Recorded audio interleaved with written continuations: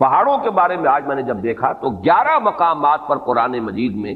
یہ صراحت کی گئی ہے کہ یہ پہاڑ ریزہ ریزہ ہو جائیں گے، ریت بن جائیں گے، پھسلتی ہوئی ریت، یہ ایسے چلیں گے جیسے کہ دھنکی ہوئی روئی ہو یا اون ہو، جیسے کہ بادل چلتے ہیں۔ اب یہ ظاہر بات ہے کہ یہ بادلوں کا تصور آج جتنا ہمیں ہے، وہ جس وقت یہ آیات نازل ہوئی تھی عام آدمی تصور نہیں کر سکتا تھا کہ بادل کی کیفیت کیا ہوتی ہے۔ نیچے سے تو بادل جو ہے سالڈ نظر آتا ہے، لیکن یہ کہ آج ہمیں معلوم ہے جب جہاز جب چیرتا ہے بادلوں کو اوپر چڑھتے ہوئے یا اترتے ہوئے تو اس کی کیفیت محسوس ہوتی ہے کہ یہ دھنکی ہوئی روئی کے مانند ہے یا دھنکی ہوئی اون کے مانند ہے۔ تو پہاڑوں کے بارے میں قیامت میں جو کچھ ان کا معاملہ ہونے والا ہے یہ بہت تفصیل سے آیا ہے۔ میں ذرا تیزی کے ساتھ آپ کو وہ مقامات جو ہیں وہ گنوا دیتا ہوں۔ سورۃ المرسلات جو ابھی زیادہ دیر نہیں ہوئی کہ ہم نے پڑھی تھی،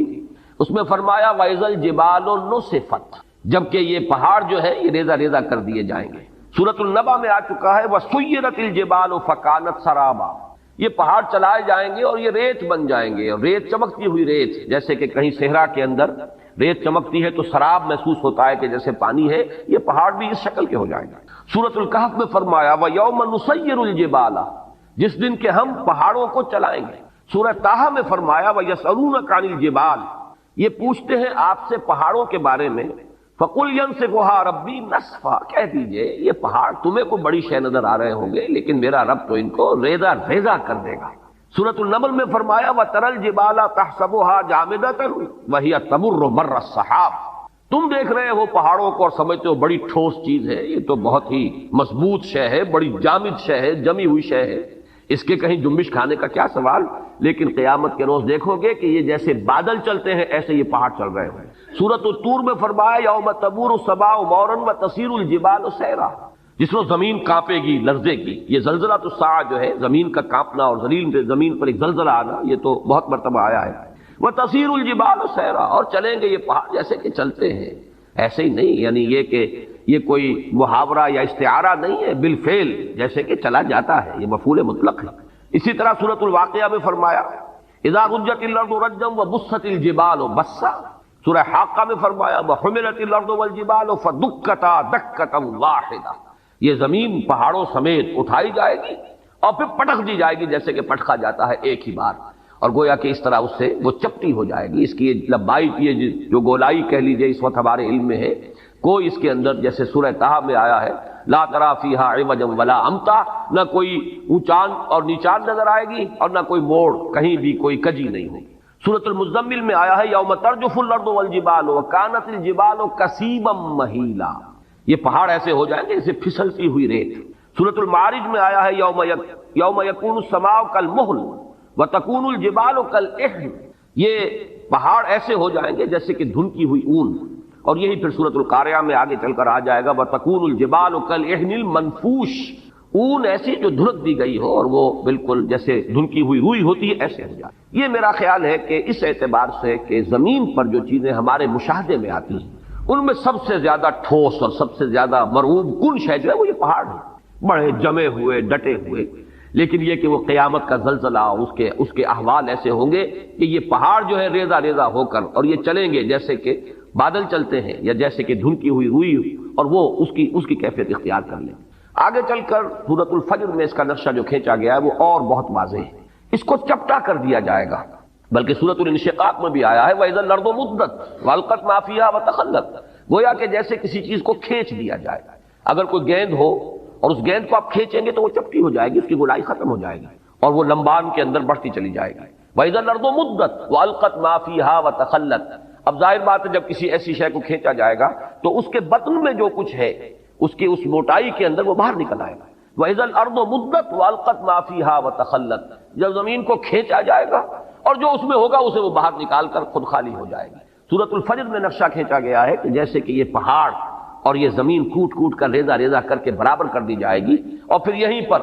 وہ حشر کا میدان یہی ہوگا، قصہ زمین برسر زمین طے ہوگا، جو اعمال اس زمین پر کمائے گئے ہیں ان کا حساب کتاب یہی ہوگا۔ اور ایک خیال آتا ہے واللہ عالم، میں اسے کسی سوچی سمجھی رائے کا جو ہے اظہار نہیں کر رہا ہوں، لیکن ان تمام چیزوں کو جمع کیا جائے تو ہمیں معلوم ہے کہ زمین کا جو اصل نیوکلیس ہے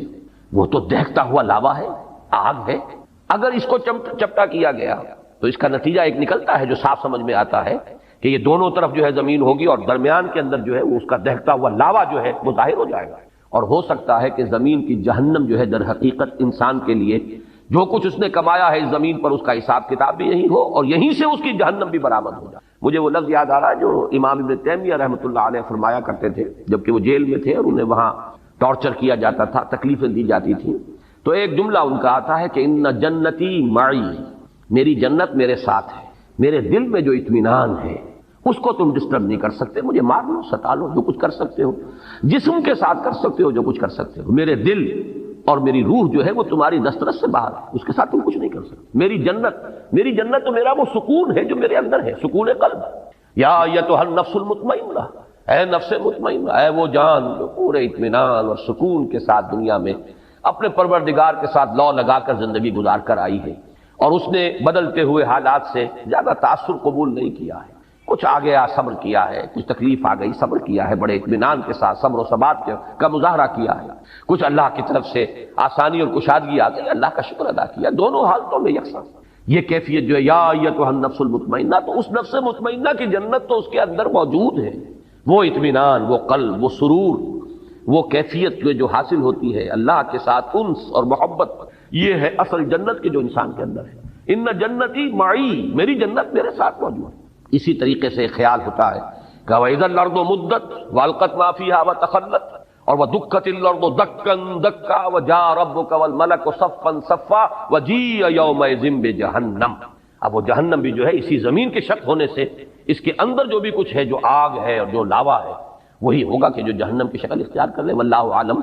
یہ صرف یہ کہ انتقال ذہنی جسے کہتے ہیں، اس کو کوئی تیقن کے ساتھ نہیں کہا جا سکتا ان باتوں کو، لیکن ان تمام چیزوں کو جب انسان سامنے پاتا ہے، اس پر غور کرتا ہے تو معلوم ہوتا ہے کہ ان کے مابین ایک ربط و تعلق جو ہے منطقی اعتبار سے قائم ہوتا ہے۔ تو فرمایا وَإِذَا الْجِبَالُ سُيِّرَتْ، جبکہ یہ پہاڑ چلائے جائیں گے، وَإِذَا الْعِشَارُ عُطِّلَتْ، عشار جمع ہے عشرا کی، عشرا جو ہے اس اونٹنی کو کہتے ہیں جو گابن ہو، حاملہ ہو اور 10 مہینے اس کے حمل پر بیت چکے ہو، گویا کہ وضع حمل قریب۔ اب یہ چونکہ یہ صورتیں ابتدائی صورتیں ہیں اور ان کے پس منظر میں عرب کا خاص ماحول اور عرب کے احساسات،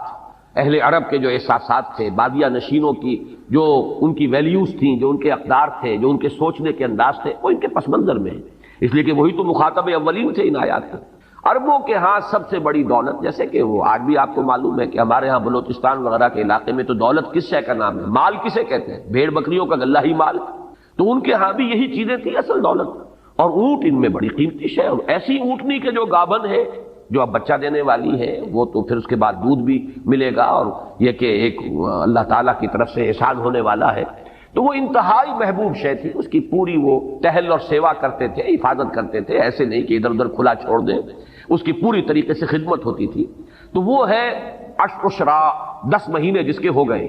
اور اشار اس کی جمع ہے۔ فرمایا وَإِذَا الْإِشَارُ عُطِّلَتْ، جبکہ وہ 10 ماہ کی حاملہ اور گابن اونٹنیاں جو ہے وہ ایسے ہی پھر رہی ہوں گی کہ ان کی طرف کسی کو کوئی توجہ نہیں ہوگی، جیسے کہ ان کی طرف کوئی التفات ہی نہیں، کسی کو ہوش ہی نہیں۔ یہ بالکل وہی نقشہ جو سورہ حج کے شروع میں کھینچا گیا، یوم تذہل کل مرضعۃ عما ارضعت وتضع کل ذات حمل حملها، جس دن دودھ پلانے والی مائیں بھول جائیں گی اپنے دودھ پیتے بچوں کو، یعنی انسان کے اندر جو عواطف ہیں، جو میلانات ہیں، جو احساسات و جذبات ہیں، ان میں ماں کی محبت اور اس کے اندر جو شدت ہوتی ہے جو اللہ نے رکھی ہے، اس کے بغیر کیسے پرورش ہو سکتی ہے بچوں کی؟ پھر یہ کہ خاص طور پر دودھ پیتا بچہ، اس کے لیے جو رحمت اور مودت اور شفقت اور عنایت اور التفات کی کیفیت ہے، لیکن یہ تذہل کل مرضعۃ عما ارضعت، جس کو دودھ پلاتی ہوگی بھول جائے گی۔ اور یہ نقشہ ہمارے ہاں آ چکا ہے، اوجڑی کیمپ کا جو حادثہ ہوا تھا، تو پنڈی کی جو خبریں آئی تھی راول پنڈی شہر کی، ان میں وہ چیزیں آئی کہ آپ کو یاد ہوگا کہ مائیں چھوڑ گئی بچوں کو، بھول گئی اپنے بچوں کو، جب آتی ہے وہ دہشت کی کیفیت اور اپنی جان پر بنی ہوتی ہے تو پھر بھول جاتے ہیں، اور یہ گویا کہ کسی کے یعنی جذبات کے اندر وہ یعنی محو ہو جانے کا اور اپنی کیفیت ہی کے اندر پوری طریقے سے کھو جانے کی آخری کیفیت ہے کہ ماں اپنے دودھ پیتے بچے کو بھول جائے، یہی کیفیت وہاں ہے۔ وَإِذَا الْإِشَارُ عُطِّلَتْ، جبکہ یہ 10 ماہ کی گابن اونٹنیاں بھی کھلی پھری ہوں گی، پھر رہی ہوں گی، کوئی ان کا والی وارث نہ ہوگا۔ وَإِذَا الْوُحُوشُ حُشِرَتْ، اور جبکہ درندے وحوش یہ جمع کر دیے جائیں گے۔ یہ بھی ایک عام مشاہدہ ہے کہ جب کوئی ایسی آفت ارضی آتی ہے کہ سب کو جان کے لالے پڑے ہو، تو یہ درندے جو ایک دوسرے کے دشمن ہیں وہ حیوانات، کہ ایک بکری اور شیر ہو سکتا ہے کہ وہ ساتھ ساتھ کھڑے ہوں اور بیٹھے ہوں اور وہ شیر بکری کو کچھ نہ کہہ رہا ہو۔ سیلاب کے زمانے میں عام مشاہدات آئے ہیں کہ سانپ نہایت زہریلے،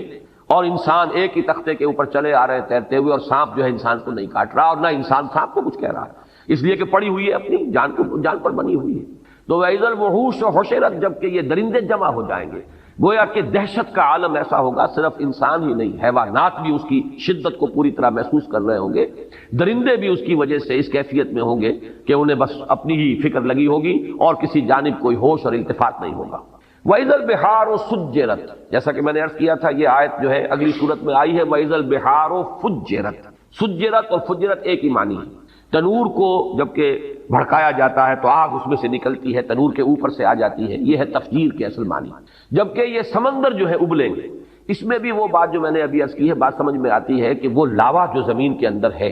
اگر وہ اوپر آیا سطح کے قریب تو یہ تو گویا کہ ایسے ہی ہے کہ جیسے کسی بہت بڑی بھٹی کے اوپر جو ہے وہ ایک دیگ کے اندر پانی جو ہے بھرا ہوا ہو تو وہ تو ابلے گا، بری طرح ابلے گا۔ تو یہ سمندر جو ہے یہ ان کے نیچے اگر وہ زمین کا وہ جو کور ہے زمین کا، اس میں اندر جو آگ ہے، جو لاوا ہے، جو حرارت ہے، وہ اگر اس زمین کے چپٹا ہونے کی وجہ سے اور اس کے کھینچے جانے کی وجہ سے وہ اوپر آئے گا تو گویا کہ سمندر جو ہے یہ تو ان کڑھاؤں کے مانند ہو جائیں گے جن میں پانی بھرا ہوا، ان کے نیچے آگ دہکا دی گئی۔ تو وہی کیفیت جو ہے وَإِذَا الْبِحَارُ سُجِّرَتْ وَإِذَا النُّفُوسُ زُوِّجَتْ، اور جب کہ جانوں کا جوڑ ملایا جائے گا یا جانیں گروہوں کی صورت میں تقسیم کی جائیں گی۔ اس زوِّجت کے دو معنی کیے گئے ہیں، ایک تو یہ کہ جان، ظاہر بات ہے کہ وہ جان تو نکل چکی ہوگی، انسان جب دفن ہوں گے تو ان کا جو بھی مادہ تخلیق ہے وہ تو زمین میں ہے، ہمارے تمام اجزاء تحلیل ہو کر زمین ہی میں ہوں گے، لیکن جان تو نہیں ہوگی، جان تو ہماری وہاں سے نکال لی گئی تھی۔ اب یہ ہے کہ ان جانوں کو جوڑ دیا جائے گا ان جسموں کے ساتھ کہ جن کو اللہ تعالیٰ اثر نو تخلیق فرمائے گا۔ ایک مفہوم تو یہ لیا گیا ہے جبکہ جان اور جسم کا جوڑا ملا دیا جائے گا، جوڑ ملا دیا جائے گا، وَإِذَا النُّفُوسُ زُوِّجَتْ۔ دوسرے معنی یہ لیے گئے ہیں جیسے کہ وَكُنْتُمْ أَزْوَاجًا ثَلَاثًا سورۃ الواقعہ میں آیا ہے، گروہوں میں تقسیم ہو جائے گا۔ بڑی بڑی تقسیم تو تین گروہ ہیں، ایک وہ ہے فَالسَّابِقُونَ السَّابِقُونَ أُولَٰئِكَ الْمُقَرَّبُونَ، وہ تو اللہ کے مقرب بندے ہیں، بہت آگے نکل جانے والے سابقون۔ ایک وہ ہے جو اصحاب الیمین ہیں کامیاب ہو گئے ہیں داہنے والے لیکن بہرحال اس درجے کو نہیں ہیں، اور تیسرے اصحاب الشمال ہیں جہنمی ہیں جن کو سزا دی جائے گی۔ پھر یہ کہ ہر ایک کے اندر گروہ بندی ہوگی، جیسے کہ فرمایا ایک حدیث میں کہ جنت کے دروازے ہیں متعدد، کسی دروازے سے بلایا جائے گا ان کو جن کو خاص طور پر نماز کے ساتھ دلی محبت تھی، کسی دوسرے دروازے سے بلایا جائے گا باب الریان جن کو روزہ رکھنے کا خصوصی جو ہے ایک شغف تھا اور شوق تھا، تو تر و تازگی کا دروازہ ہے جنت کا، اس سے انہیں بلایا جائے گا، اور کسی کو صدقہ و خیرات سے زیادہ مناسبت تھی تو اس کا کوئی دروازہ اور ہوگا، وہاں سے بلایا جائے گا، آؤ اللہ کی راہ میں خرچ کرنے والے آؤ اس دروازے سے جنت میں داخل ہو جاؤ۔ تو یہ بھی تو مختلف گروہ ہو گئے، اور یہاں یہ نوٹ کر لیجیے اس سے مراد فرض عبادات نہیں ہے، وہ تو سب کو کرنی ہے، فرض نمازیں سب کو پڑھنی ہے، لیکن جن کو نفلی نمازوں کا، تہجد کا، اشراق کا، عشاء اور جو بھی نمازیں ہیں، چاشت ہے، اوابین ہے، جن کو اس سے خصوصی مناسبت ہے اور محبت ہے، ان کو ایک دروازے سے پکارا جائے گا۔ روزے جو ہے رمضان کے تو سب کو ہی رکھنے ہیں، لیکن یہ کہ نفلی روزوں کا جنہیں ذوق ہے اور شوق سے جو رکھتے ہیں ان کو دوسرے دروازے سے باب الریان کہا گیا، تر و تازگی کا، اور بڑا اس کے اندر مناسبت ہے اس کے نام کی، اس سے کہ روزے میں آدمی سوکھ سا جاتا ہے، ہونٹوں پر پپڑیاں آ جاتی ہیں اور ویسے بھی چہرہ سوکھ جاتا ہے، ڈی ہائیڈریشن ہوتی ہے، لہذا ان کو جس دروازے سے اندر جنت میں داخل ہونے کی دعوت دی جائے گی وہ باب الریان ہے، وہ تر و تازگی کا دروازہ ہے، اس لیے کہ وہ جو روزے کی خشکی کہہ لیجئے یا روزے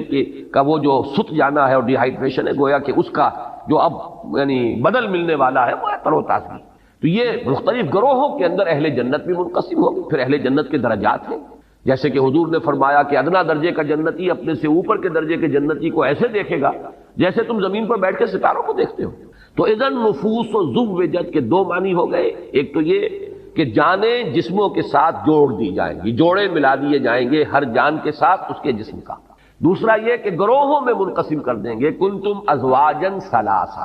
وَإِذَا الْمَوْءُودَةُ سُئِلَتْ بِأَيِّ ذَنبٍ قُتِلَتْ۔ اب یہاں سے بات چل رہی ہے آگے، گویا کہ اب میدان حشر ہے، عدالت خداوندی اب لگ گئی، اس میں جو محاسبے ہونے ہیں، جن گناہوں کے اوپر پکڑ ہونی ہے، ان میں یہاں ایک بڑی جذباتی بات کا تذکرہ کیا جا رہا ہے۔ یہ وعد، وا اور حمزہ اور دال، وعد، اسی سے یہ جو اس کا مفعول ہے موعودہ،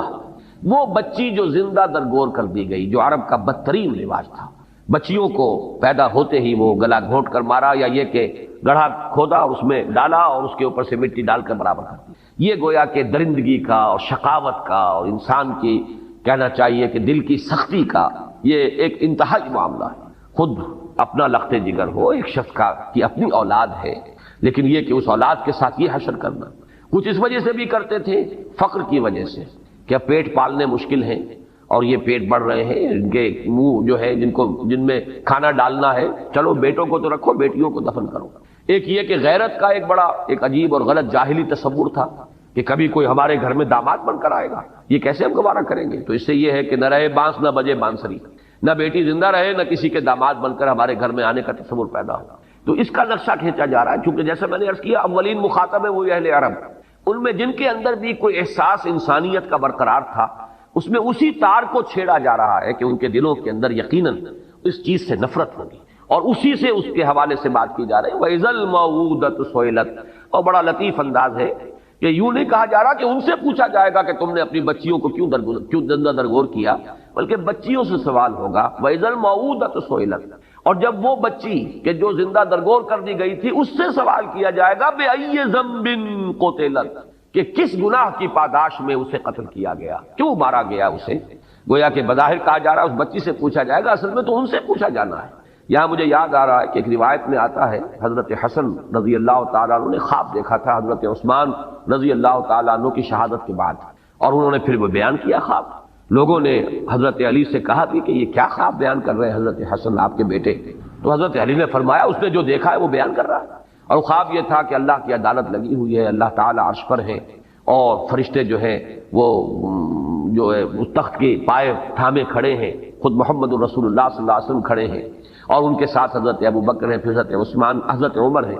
اتنے میں حضرت عثمان آتے ہیں خون میں نہائے ہوئے اور اپنا سر اپنے ہاتھ میں لیے ہوئے، اور وہ آ کر فریاد کریں پروردگار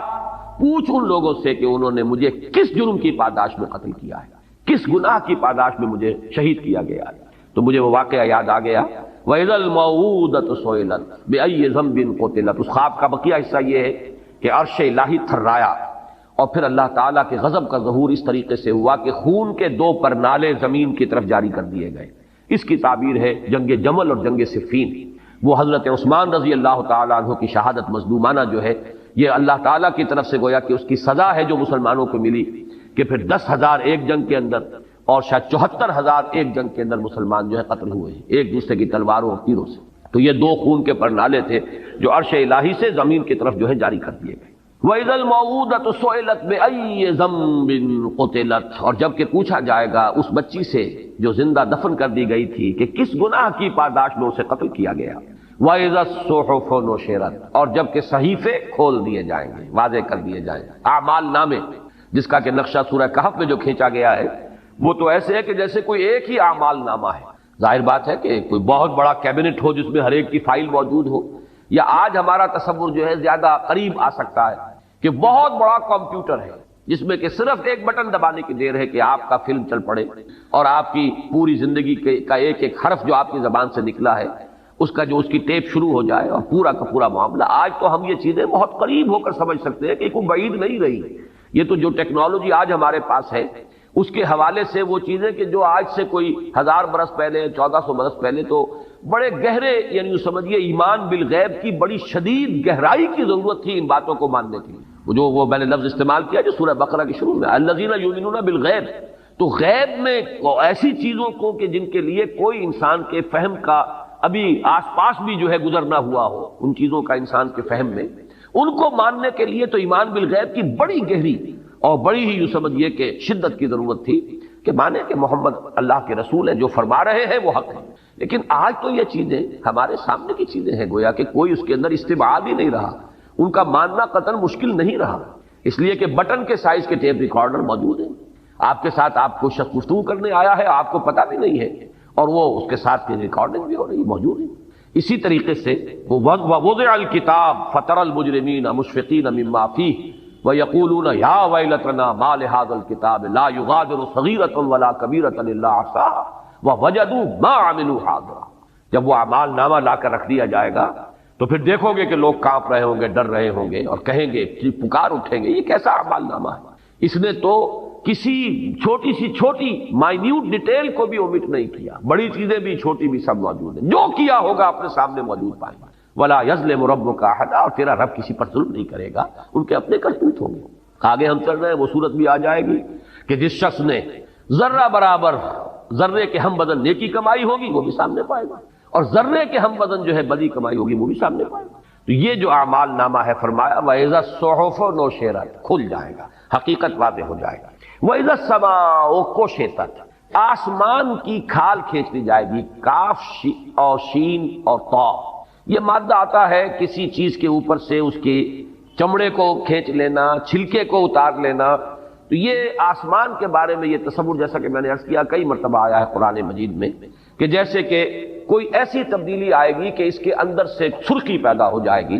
جیسے جانور کا جب کھال کھینچ لی جاتی ہے تو گوشت سرخ نظر آتا ہے، تو وردتن کا دہان کا لفظ آیا ہے سورہ رحمان میں، ایسے ہو جائے گا گلابی، جیسے کہ وہ تلچھٹ ہوتی ہے تانبے کی۔ تو یہ الفاظ آئے ہیں آسمان کے بارے میں۔ وَإِذَا السَّمَاءُ كُشِطَتْ وَإِذَا الْجَحِيمُ سُعِّرَتْ، اور جب جہنم کو خوب دہکایا جائے گا، جیسے بھٹی جو ہے وہ دہکائی جاتی ہے، دھوکی جاتی ہے، اس کی شدت جو ہے بڑھ جاتی ہے، ویسے تو جہنم میں پہلے ہی ہوگی، لیکن یہ کہ اس میں اور اس کے اندر ایک جوش و خروش کی کیفیت پیدا کی جائے گی۔ وَإِذَا الْجَنَّةُ أُزْلِفَتْ، ازلاف کے معنی کسی شے کو قریب لے آنا، اُزْلِفَتِ الْجَنَّةُ غیر بعید، وہ قریب لے آئی جائے گی اور کہیں دور نہیں ہوگی۔ تو یہ اگرچہ قریب ہوگی لیکن اور قریب آ جائے گی، آنکھوں کے سامنے آ جائے گی۔ اہل جنت جو ہے ان کے لیے گویا کہ تر و تازگی کا ایک پیغام۔ یہ سب ہے اس کا جو آخری بات جو میں عرض کر چکا ہوں، اس سب تمام فنومنا احوال قیامت۔ علمت نفس ما احضرت، جان لے گی ہر جان کہ کیا اس نے حاضر کیا ہے، کیا لے کر آیا ہے، کیا کمائی تھی، کیا اس کے اعمال تھے، کیا افعال تھے، زبان سے کیا کام لیا تھا، کیا اس سے کسی بھلائی کے پرچار کا کام لیا تھا یا اس سے برائیوں کے فروغ کا جو ہے اس کو ذریعہ بنا دیا تھا۔ ہر شے علمت نفس ما احضرت، یہاں آ کر فل سٹاپ لگ گیا ہے اس سورہ مبارکہ میں، لیکن در حقیقت یوں سمجھیے کہ اگلی سورت جو ہے اس میں یہ مضمون جو ہے گویا کہ اب پوری وسعت کے ساتھ سامنے آیا۔ وہاں یہ ہے کہ اذا سے جو آیات شروع ہوئی ہیں وہ 4 ہیں، اذا السماء انفطرت واذا الكواكب انتصرت واذا البحار فجرت واذا القبور بعثرت علمت نفس ما قدمت واخرت۔ پھر یہ کہ نقشہ جو کھینچا گیا، تو گویا کہ یہ حصہ جو ہے اس سورہ مبارکہ کا نصف اول، اس کا مثنیٰ جو ہے وہ تو ہے سورۃ الانفطار۔ البتہ اب جو حصہ آ رہا ہے سورۃ الانفطار میں اس مضمون کا کوئی سراغ نہیں ملے گا آپ کو، معنوی طور پر تو نسبت ہو جائے گی کہ آخرت میں ناکامی کا سبب نمبر 1 وہ ہے نبوت و رسالت کا انکار، اس کا تذکرہ ہو رہا ہے۔ اب وحی کو کہانت قرار دینے والوں سے اب گفتگو ہوگی۔ دوسرا سبب کیا ہے؟ آخرت کا انکار بھائی مانا کہ اللہ بڑا، یعنی جزا و سزا کا انکار، آخرت کا تو انکار نہیں لیکن جزا و سزا کا انکار۔ اللہ تو بڑا کریم ہے، بڑا ہی نکتہ نواز ہے، بہت ہی شان غفاری جو ہے اس کے حوالے سے آدمی کا دھوکہ کھا جائے، اس معنی میں تو ربط ہے، لیکن یہ کہ یہ مضمون اپنی جگہ پر نہایت اہم مضامین میں سے قرآن مجید کے جو اب یہاں سے شروع ہو رہا ہے، فلا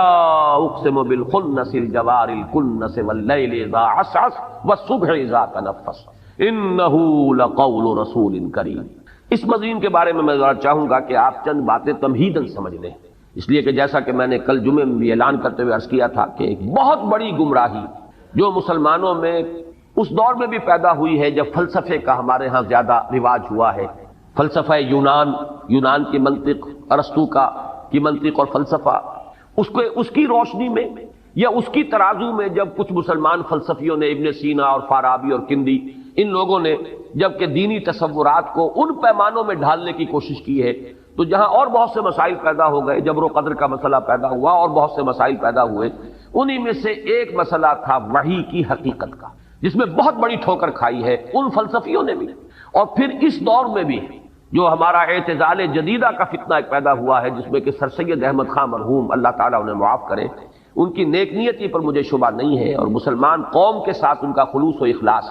یہ بھی اپنی جگہ پر بالکل اب کوشچن ہے، اب ڈاؤٹ ہے، لیکن یہ کہ دینی معاملات میں جو انہوں نے دخل اندازی کی ہے اور خود ایک بڑے متکلم بن کر آئے ہیں اور تعبیرات جو ہے جدید پیش کرنے کی کوشش کی ہے جدید ذہن کو مطمئن کرنے کے لیے،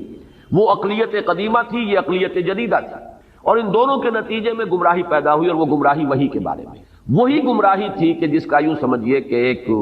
صدائے بازگشت میں تو کہوں گا، اس لیے کہ وہ خیال جو بھی پیش کیا تھا ڈاکٹر فضل الرحمان نے، اب مرحوم ہو گئے، ان کا بھی انتقال ہو گیا۔ ویسے ان کے بارے میں بھی جہاں تک میری معلومات ہیں، میری ملاقاتیں ہیں، یہاں تو بہت کم رہی ہیں لیکن امریکہ میں کئی مرتبہ ملاقات ان سے ہوئی۔ سن 68 میں آپ کو یاد ہوگا وہ تھے ادارہ جو ریسرچ، اسلامک ریسرچ کاؤنسل ہے، ادارہ تحقیقات اسلامی، پہلے کراچی میں ہوتا تھا، اب پھر اس کے بعد اسلام آباد منتقل ہوا، اس کے ڈائریکٹر تھے، اور انہوں نے کتاب لکھی تھی اسلام انگریزی میں۔ اس میں وحی کی حقیقت کے بارے میں انہوں نے وہی خیالات پیش کیے جو سر سید کے تھے مرحوم کے، اور جو ہمارے قدیم فلسفیوں کے، لیکن بہرحال وہ چونکہ گمراہی تھی تو اس کے خلاف طوفان اٹھا بہت، اور اسی کے نتیجے میں پھر انہیں پاکستان چھوڑ کر جانا پڑا۔ وہ گمراہی کیا تھی اسے سمجھ لیجیے، اور اس کے لیے بھی اس حقیقت کو سب سے پہلے سامنے لائی ہے کہ یہ قرآن کیا ہے، یہ حدیث اللہ ہے، اللہ کی حدیث۔ ایک ہے حدیث رسول، حضور کا فرمان، حضور کا قول، حدیث رسول۔ اس کے راوی اول کون ہوں گے؟ صحابی۔ راوی دوم پھر جو تابعی ہیں، وہ راویوں کا سلسلہ چلے گا یہاں تک کہ محدثین جو بڑے بڑے ہیں ان تک وہ راویوں کی جو ہے ایک سند کا سلسلہ جو ہے وہ چین وہاں تک پہنچے گی۔ پھر بلکہ ہمارے ہاں تو جو بھی علم حدیث کی تعلیم اور تدریس جس طور پر ہوتی ہے تو ہر محدث جو ہے وہ اپنی سند بیان کرتا ہے، میرا استاذ، اس کا استاذ فلاں، اس کا استاذ فلاں، اس نے اس سے یہ حدیث کا فن سیکھا ہے، اس نے اس سے حدیث کا فن سیکھا ہے، وہ امام بخاری تک پہنچا دیں گے، اور پھر امام بخاری کی جو سند ہے خود محمد الرسول اللہ صلی اللہ علیہ وسلم تک، وہ تو خود بخاری کے اندر موجود ہے، ہر روایت کے ساتھ موجود ہے۔ تو سند کی بڑی اہمیت ہے حدیث کے ذمہ میں، اور سند میں جو راوی آتے ہیں ان راویوں کا ایک تو یہ ثبوت ملنا چاہیے کہ وہ ہم عصر تھے۔ اگر ایک شخص کہتا ہے میں نے اس سے یہ بات سنی تو آیا ان کا زمانہ بھی ایک تھا کہ نہیں تھا؟ کہیں اگر 100 برس کا فصل ہے اور کوئی شخص کہتا ہے کہ میں نے ان سے یہ بات سنی تو معلوم ہوتا ہے کہ غلط ہے، وہ تو درمیان میں کوئی لنک اور ہونا چاہیے تھا۔ تو ایک تو یہ کہ وہ کڑیاں متصل ہیں، پھر یہ کہ صرف زمانی اعتبار سے کڑیوں کا متصل ہونا کفایت نہیں کرے گا جب تک کہ ثابت نہ ہو کہ ان کی ملاقات ہوئی۔ ملاقات کا ثبوت جو ہے یہ گویا کہ حدیث کے سند کے اور مستند ہونے کے لیے اہم ہے کہ جو راوی جس سے روایت کر رہا ہے اس سے اس کی ملاقات اور رویت ثابت ہے کہ نہیں۔ اسی کو سمجھیے کہ اللہ تعالیٰ کی حدیث، حدیث اللہ، یہ قرآن، یہ وحی، اس کے راوی اول ہے حضرت جبرائیل علیہ السلام، اور راوی دوم ہے محمد الرسول اللہ صلی اللہ علیہ وسلم۔ پہلے تو سورہ حج کی جو آخری رکوع ہے اس میں جو مضمون آیا ہے میں اس کا حوالہ بھی دینا چاہتا ہوں کہ ان دونوں کو کڑیوں کو جمع کیا گیا ہے ایک آیت میں، اللہ یصطفی من الملائکۃ رسلا ومن الناس، اللہ پسند فرما لیتا ہے، چن لیتا ہے فرشتوں میں سے بھی اپنے رسول، رسول کے معنی ہے ایلچی، پیغامبر، بھیجا ہوا، ارسل یرسل ارسالا سے کسی کو بھیجنا پیغام دے کر، جو بھیجا گیا وہ رسول ہے، مرسل بھی کہیں گے اسے جو بھیجا گیا، اور رسول بھی کہیں گے۔ تو رسول چن لیتا ہے اللہ، پسند فرما لیتا ہے فرشتوں میں سے بھی، اللہ یصطفی من الملائکۃ رسلا ومن الناس، اور لوگوں میں سے بھی۔ گویا کہ انسانوں تک اپنا پیغام ہدایت پہنچانے کے لیے اللہ تعالیٰ پہلے چنتا ہے فرشتوں میں سے ایک پیغامبر، وہ ہے حضرت جبرائیل علیہ السلام۔ پھر نمبر 2 انسانوں میں سے ایک پیغامبر، وہ مختلف رہے، کبھی نوح ہے، کبھی ہود ہے، کبھی عاد، کبھی حضرت صالح ہے، کبھی اور حضرت شعیب ہے، ابراہیم ہے، موسیٰ ہے، عیسیٰ ہے، یہاں تک کہ محمد الرسول اللہ ہے۔ تو یہ جو حدیث اللہ ہے قرآن مجید، اس کے راوی اول حضرت جبرائیل علیہ السلام، راوی دوم محمد الرسول اللہ صلی اللہ علیہ وسلم۔ حضور سے تو اب متصل ہے، سب کو معلوم ہے، حضور نے قرآن پڑھایا، صحابہ کو یاد کرا دیا، اس کا مذاکرہ کیا، 2 مرتبہ حضرت جبرائیل سے مذاکرہ ہوا ہے آخری رمضان میں محمد الرسول اللہ صلی اللہ علیہ وسلم کا، اور سینکڑوں بلکہ شاید ہزاروں کی تعداد میں جو ہے حفاظ تیار ہو چکے تھے، اس لیے کہ سینکڑوں تو شہید ہوئے ہیں جنگ یمامہ میں، ایک جنگ کے اندر۔ اس اعتبار سے اسی وقت پھر یہ ضرورت محسوس ہوئی کہ قرآن مجید کو ایک کتاب کی شکل میں بھی جمع کر لیا جائے، کہیں اگر حفاظ اسی طریقے سے شہید ہوتے رہے تو قرآن جو ہے کہیں گم نہ ہو جائے، ضائع نہ ہو جائے، لہذا اس کو ما بین الدفتین، ایک کتاب کی شکل میں، یہ 2 گتوں کے مابین ایک کتاب کی صورت میں بھی جمع کیا جائے۔ حضور کے زمانے میں، حضور کے اپنے حیات طیبہ کے دوران مصحف جو ہے اس شکل میں موجود نہیں تھا۔ حضرت ابوبکر کے دور خلافت میں یہ مسئلہ پیش آیا، یہ سارے مسائل میں بیان کر چکا ہوں سورہ قیامہ کے درس کے ضمن میں، ان علینا جمعہ وقرآن، اس کا جمع کرنا، پڑھوانا ہمارے ذمہ ہے۔ اللہ نے وہ اپنی ذمہ داری پوری کی،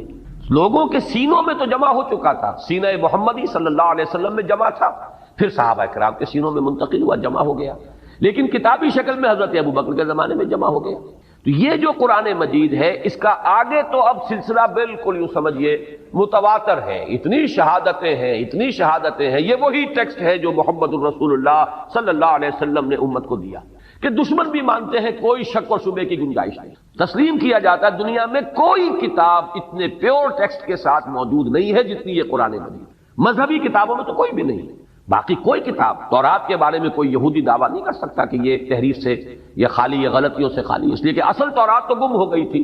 حضرت مسیح علیہ السلام سے کوئی 600 برس قبل۔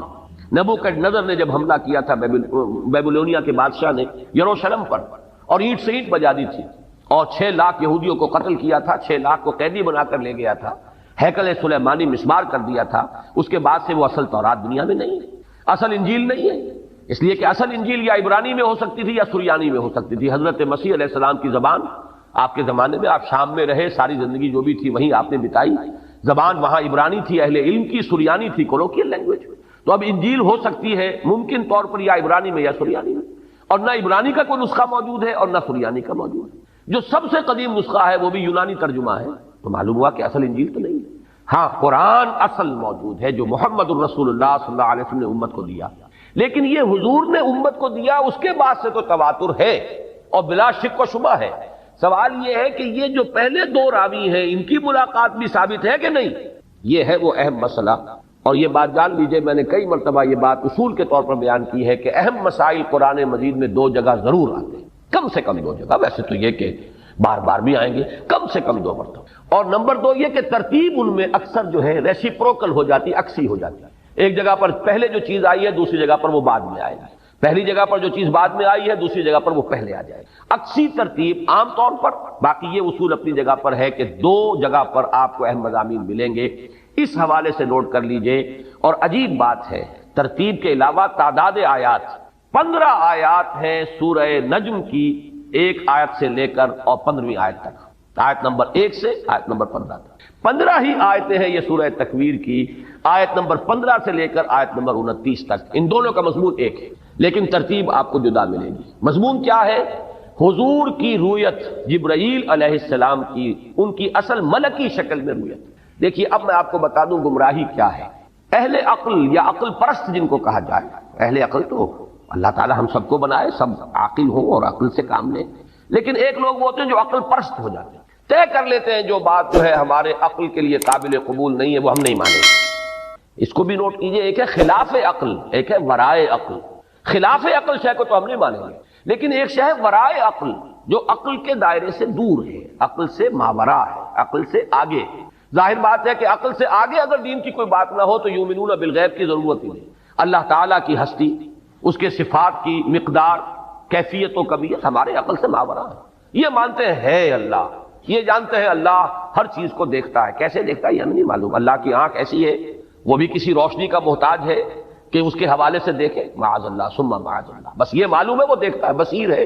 لیکن اس سے آگے کیسے دیکھتا ہے ہمیں نہیں معلوم، یہ ورائے عقل ہے۔ یہ ہمیں معلوم ہے اللہ سنتا ہے، کیسے سنتا ہے؟ کیا اس کے بھی کان ہیں؟ کیا اسے بھی ساؤنڈ ویوز کی ضرورت ہے؟ وہ جا کر کان کے پردے کو چھیڑے اور وہاں سے پھر جو ہے وہ معلومات دماغ کو نہیں لے گی، معاذ اللہ ثم معاذ اللہ، جسم اور جسمانیت سے پاک۔ لہذا ہمیں کچھ پتہ نہیں کہ اللہ کیسے دیکھتا ہے، اللہ کیسے سنتا ہے، ہم یہ جانتے ہیں اللہ سنتا ہے، اللہ دیکھتا ہے، سمیع اور بصیر۔ تو یہ چیز ہے ورائے عقل، خلاف عقل نہیں ہے۔ تو لوگ جو عقل گزیدہ ہو جاتے ہیں، عقل پرست، وہ ورائے عقل چیزوں کی بھی ایسی تعبیر کرنے کی کوشش کرتے ہیں کہ جو عقل کے لیے قابل قبول ہو جائے، عقل کے پیمانے کے اندر آ جائے۔ اس محدود پیمانے کے اندر ان لامحدود حقائق کو بھی اتارنے کی کوشش، اس میں ظاہر بات ہے کہ پھر ٹھوکریں کھائی جاتی ہیں۔ اہل فلسفہ کی گمراہی کیا ہے؟ اللہ کو تو وہ مان لیتے ہیں، اس لیے کہ یہ تو ماننا پڑتا ہے، کوئی نہ کوئی علت العلل تو ہے نا، آخر کہیں سے تو آغاز ہے نا، کسی ایک ہستی کو تو ماننا پڑے گا۔ اسے آپ کہیں ورلڈ اسپرٹ، روح کائنات، اسے آپ کہیں وجود مطلق، دی ایبسولوٹ بینگ، کچھ بھی کہیں، جو بھی نام دیں اسے کچھ نہ کچھ ماننا پڑے۔ لہذا اس کو تو ایک ہستی، اس کو ماننا، یہ تو عقل سے جو ہے یہ گویا کہ ان کے نزدیک یہ عقل کے خلاف نہیں، اس کو تو مان لیا جائے گا۔ لیکن یہ فرشتہ کس بلا کا نام ہے اور جن کس بلا کا نام ہے؟ یہ چیز ان محدود پیمانوں کے اندر ان کے ذہنوں میں یہ بات نہیں ہوتی، لہذا توجیہ کرنی پڑتی ہے۔ فرشتہ، بس فرشتہ تو اصل میں قوائے فطرت کا نام ہے، فورسز آف دی نیچر۔ اب ایک ہے ثقل، یہ بھی ایک گویا کہ فرشتہ ہے، بجلی گویا کہ ایک فرشتہ ہے، یہ گویا کہ قواعد طبعیہ جو ہیں انہی کو فرشتہ کہہ دیا گیا، ورنہ فرشتے کی کوئی اپنی خارجی اس کا وجود، کوئی اس کا تشخص نہیں ہے کہ اس کا کوئی شخصی وجود ہو، نہیں، بلکہ قواعد طبعیہ، فورسز آف دی نیچر کو فرشتے کہہ دیا گیا۔ جن کیا ہے؟ اجی کوئی علیحدہ مخلوق نہیں ہے، یہ خامخواہ مولویوں نے اس کا ڈھکوسلا بنا دیا ہے۔ جن تو کہتے ہیں مشتعل مزاج انسان، اکھڑ،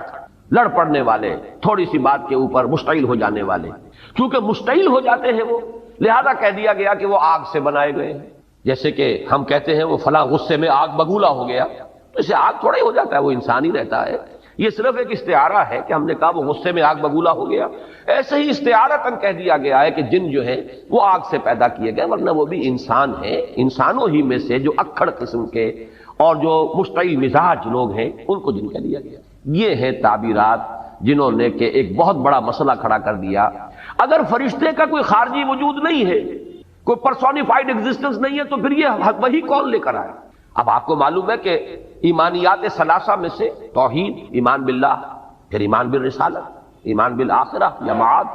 تو ایمان بالرسالت کی ساری بنیاد وہی پر قائم ہے۔ وہی مانے تو نبی کا سوال ہوا نا، وہی کو تسلیم کرے تو رسالت اور نبوت اور کتاب کا تصور سامنے آیا۔ وہی کی حقیقت ہے کہ جو سب سے بڑا مسئلہ بن گیا۔ جب فرشتہ کسی شے کا نام نہیں ہے تو یہ کہاں سے، کون ہے جو لایا؟ یہ جبریل امین کون ہے؟ یہ روح القدس کون ہے؟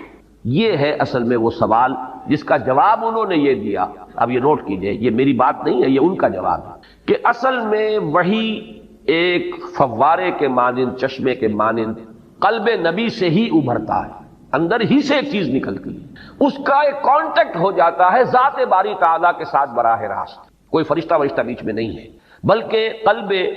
نبی کا ایک براہ راست ربط ہو جاتا ہے اللہ کے ساتھ۔ عقل کہیے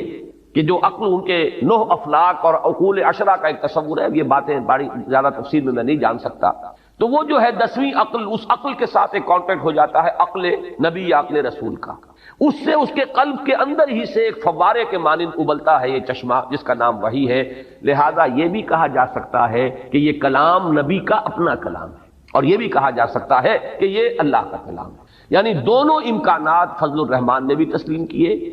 دونوں امکانات سر سید احمد مرحوم نے بھی تسلیم کیے، لیکن بیچ میں سے نکالا جس کو ہے بیک بینی و دو گوش، کان پکڑ کر جسے نکال دیا، وہ حضرت جبرائیل ہے، معاذ اللہ ثم معاذ۔ سر سید کا تو شعر بھی ہے، جبریل امی قرآن با پیغام نمی خواہم، ہما گفتار معشوق است قرآن کے مندارم۔ میں کسی ایسے قرآن کا طالب نہیں ہوں، خریدار نہیں ہوں کہ جو جبریل امی لے کر آئے ہوں پیغام۔ میرے پاس جو قرآن ہے وہ تو میرے معشوق کا کلام ہے۔ اب معشوق یہ لفظ جو ہے دو ذو معنیین ہے، اللہ کو کہہ لیجیے، میرے محبوب کا کلام ہے۔